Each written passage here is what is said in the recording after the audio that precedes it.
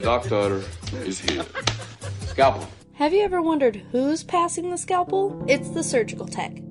I'm Leslie Duke. I am a certified surgical technologist. My job is to open up the sterile field for a surgery. So I open up all of the supplies and the instruments, and I make sure that everything is sterile, and then I set it up on the tables and go through all of the instruments, and I organize it, and I set it all up for that surgery. And then once we are prepared in that way and we have our surgical site exposed, we stop and do a timeout. Everybody in the room has to stop what they're doing. We each have a role in what we have to talk about to keep the patients safe.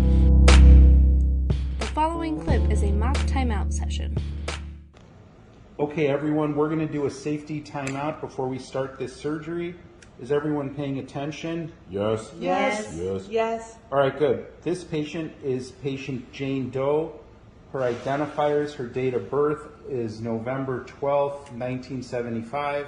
Today, our procedure that I'm reading directly off the printed consent form is a bilateral breast reduction. The sites we're operating on are both marked and in view. Radiology is not needed for this surgery, and we do not need any special equipment for this surgery. Scrub technologist, can you tell us about sharps and fire safety? Yes, our sharp zone is here and over here, and our fire danger is moderate, but we have fluids on the back table, and all my indicators were good. Okay. SVs are on and running.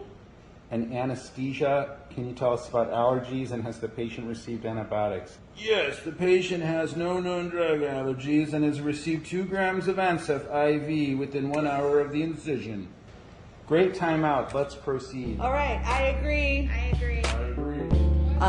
Then we go ahead and make our surgical cuts, and throughout the surgery I will be passing the instruments to the surgeon and also retracting tissues so that he has a good view of what he is seeing and cutting. And I suction the blood and also dab the blood with the sponges, and I load sutures for him when he is ready to sew the patient back up.